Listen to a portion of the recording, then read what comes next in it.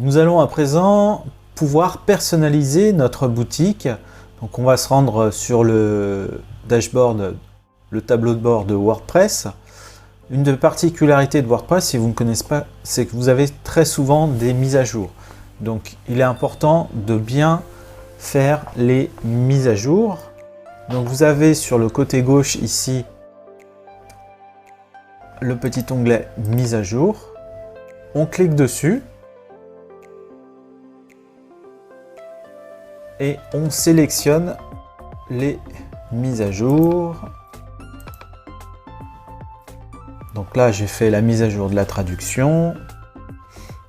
On va faire la mise à jour des extensions et du thème. On va commencer par les extensions. Et il nous reste le thème à mettre à jour. Voilà, donc toutes les mises à jour sont terminées. On va pouvoir à présent personnaliser. Donc on va se rendre ici en bas sur personnalisation.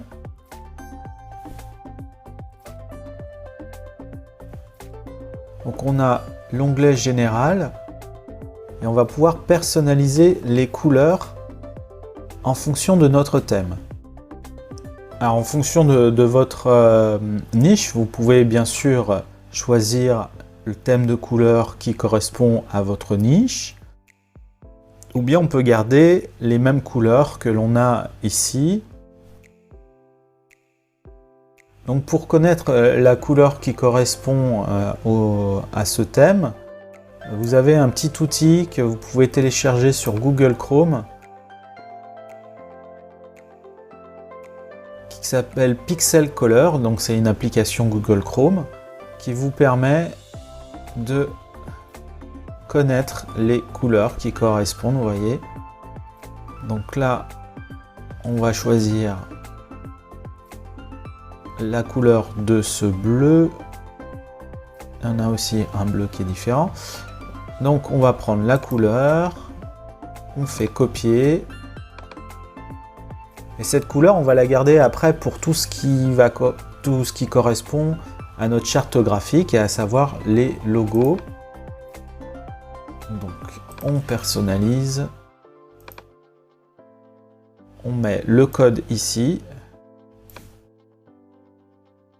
on fait entrer. Donc là, même si les couleurs n'apparaissent pas, elles sont déjà enregistrées, mais vous pouvez donc les modifier comme je vous ai montré.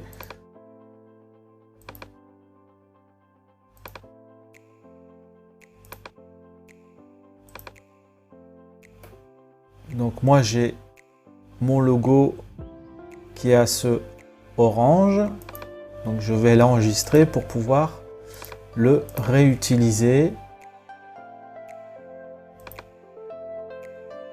Donc ça sera la couleur des boutons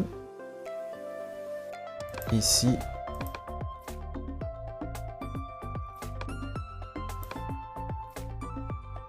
Et on enregistre. Maintenant, on va sur l'onglet en tête et on va personnaliser, on va créer un logo. Donc le badge de sécurité, badge de confiance SSL Secure, celui-là, on ne le touche pas. Le logo de livraison gratuite, on va le modifier. Donc j'ai fait le choix de garder la même couleur pour rester cohérent dans la charte graphique. Et en amont, j'ai préparé le logo que j'ai fait avec Canva. Donc je vais le télécharger.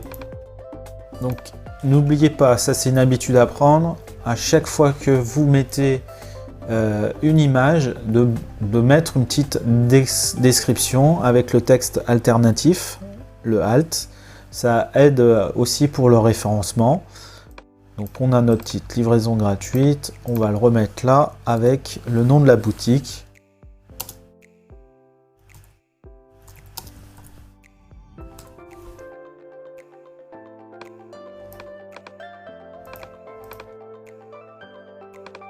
Voilà, et on sélectionne, on enregistre et on va aller voir. On rafraîchit la page et donc là maintenant on a notre logo qui est passé en français. livraison gratuite sur toute la boutique. On va faire le logo de notre boutique ici. Alors, je vais vous montrer comment faire sur Canva. Donc, on va créer un logo d'une taille de 190 pixels par 50 pixels.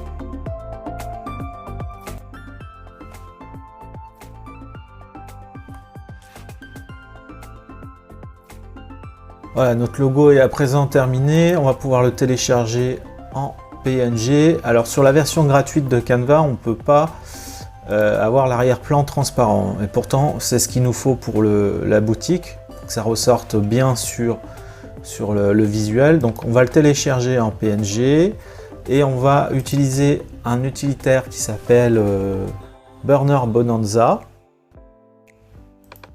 On va prendre la photo.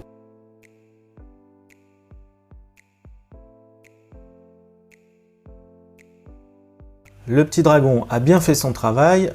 Maintenant, on va sélectionner l'image qui nous intéresse et on va la télécharger avec le fond transparent.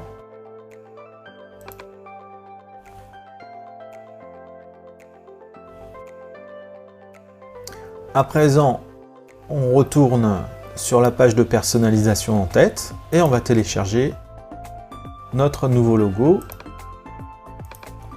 Comme toujours, on met bien la description pour le référencement naturel et on sélectionne.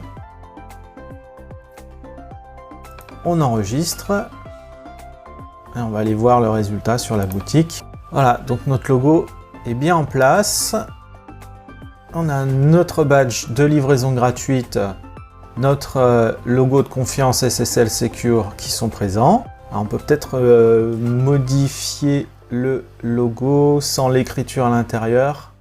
Finalement, ça rend pas spécialement bien. Donc ça, c'est ce que je vais faire et je vous montre le résultat juste après. Et on va voir sur la boutique.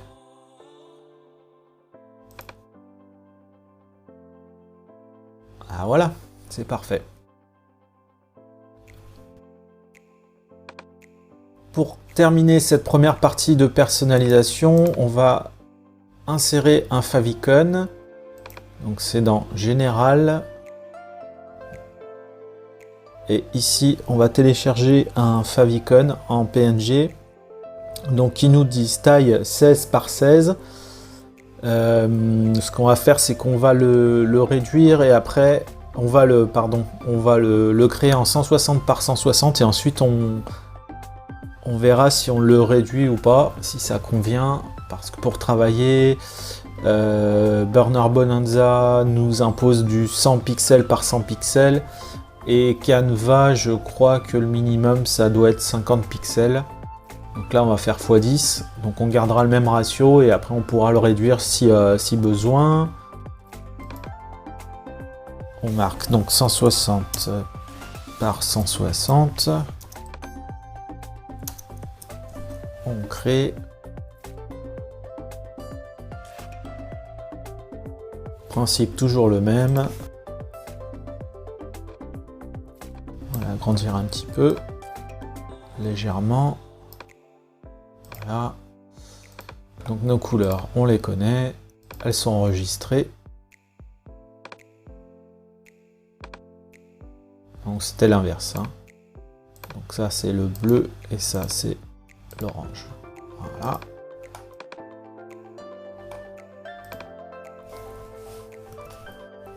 Favicon. On le télécharge. On va ensuite dans Burner, Bonanza.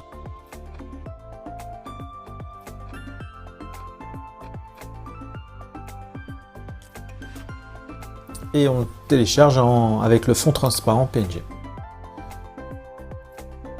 On retourne sur la boutique. On supprime, on télécharge.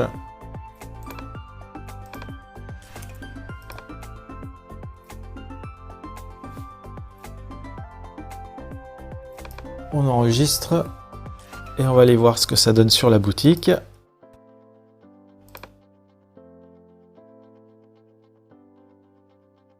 Il a bien été pris en compte, donc c'est parfait. Notre favicon est là. On va pouvoir à présent continuer.